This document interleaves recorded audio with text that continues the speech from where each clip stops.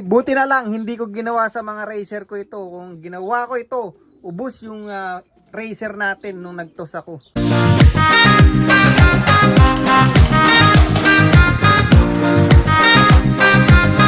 Ayan mga lodi, update tayo dun sa mga tinos nating nung nakaraan. So unang araw nga nung tinos natin, or last Sunday nung nagtos tayo, dalawa lang ang nakauwi sa 5 tinos natin.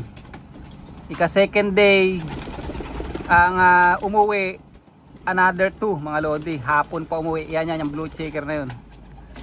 Ayan, mamaya tingnan natin. Pero pagod na pagod sila mga lodi nung umuwi. Talagang ayaw kumain, ang gusto lang uminom. Kaya ibig sabihin sobrang init talaga nung pagkakatos natin. Talagang siguro nasa 37 to 40 degrees yung nun, yung init. Lalo ngayon mainit uli mga lodi, napakainit. Ayan o. Ayan o.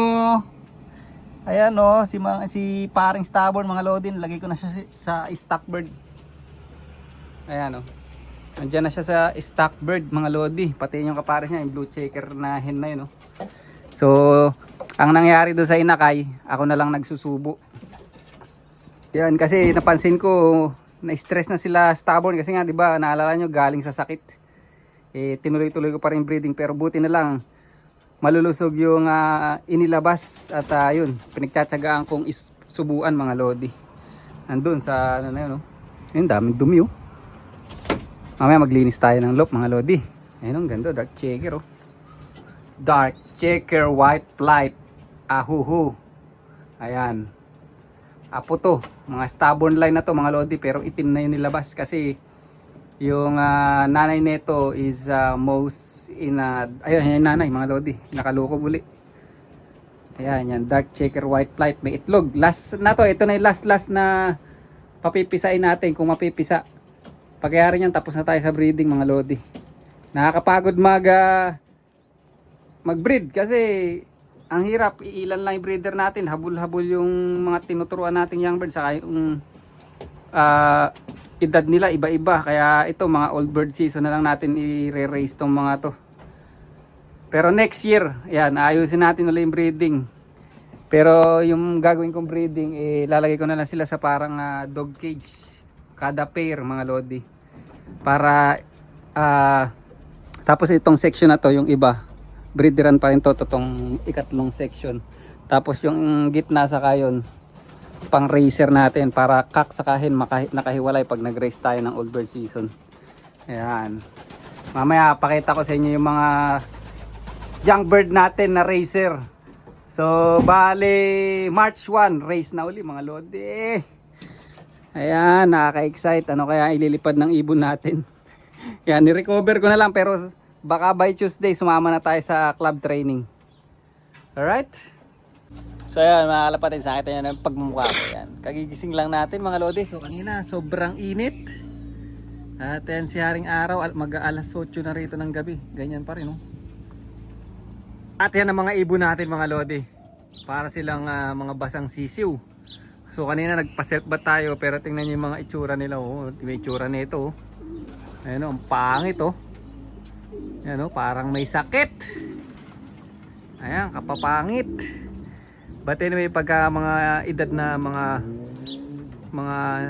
6 months old pababa or mga 8 months old pababa, habang hindi pa naglulugon, ang papangit talaga ng mga young bird. Yun yung ganyan na ganyan ang mga ano nila, hindi katulad nitong old bird ko. Tinong isa, ayan, tinong isang old bird ko mga lodi oh. Diba pumorma no, ang forma no. Yan ang old bird ko na isa. Pero itong mga ito wala pa mga kaporma. Ayan mga lodi, tingnan natin kung nagsipasok na iba. Ayan oh. So ito pala yung umuwi ng second day, yung dark checker na white flight na yan. Tapos itong isang apo ni paring stubborn, yung isang blue checker na hen na nawala sa atin na young bird, kasi limangan silang tinos ko, anak ni Tandayon mga lodi. Yan, pero matikas talaga to si stubborn line natin no. Kaya ito, tong 4 na nagsiuwi nito sa tos ko mga lodi, mahirap yun. Kaya sigurado ako ito makaka graduate ng ano to mga lodi, ng 450 km ngayong season na to mga lodi. Ayan, medyo pinabusal ko uli yung katawan nila at para bumalik yung katawan kasi natuyo sila nung pag-uwi dito, talagang bagsak yung katawan. But anyway, buti na lang hindi ko ginawa sa mga racer ko ito. Kung ginawa ko ito, ubos yung racer natin nung nagtos ako. Ayan, buti na lang hindi ko sila dinadiet. Ayun. Kung naalala nyo last time pagka pumito ko, talagang para silang vacuum sa trapdoor mga lodi. Yan, tingnan nyo, pero tingnan nyo, nakita na nila ako pero oras na ng kainan, nasa labas pa rin sila, matitigas pa ang ulo. Yan, pero kung dinadiet ko na yung racer ko, aputya, sigurado walang nakauwi. Ubus ang racer ko mga lodi sa pagkakatos ko na yun. Ayan. Ayun ang isa sa dahilan ba't hindi ko pa sila tinutos kasi sobrang bata pa nga na itong mga to, mga late breed to eh. Yung last time na nag-racer, nag-young bird race tayo na maganda yung record natin. May mga edad na yun, mga maaga akong na-breed yun. Tingnan nyo mga lodi, alam nyo ba meaning ng stubborn? Stubborn, matigas ang ulo sa Tagalog mga lodi. Ayan. Ito, apo ni paring stubborn. Matigas din ang ulo, siya na lang ang nasa sa labas mga lodi. Lahat nagsikain na. Ayan, tingnan nyo. Oh, lahat, yari nang kumain, nasa dapuan na yung iba, nasa box perch na. Pero siya, ayan, matigas talaga ang ulo. Oh, saka kung kailan niya rin na yung mga kasamang kumain, saka siya papasok mga lodi, wala nang pagkain. Oh. Kaya nga, stubborn line, matigas ang ulo eh. Ganyan na ganyan si stubborn nung maliit mga lodi, tapos ganyang edad, yung matatanda sa kanya, binubugbog niya.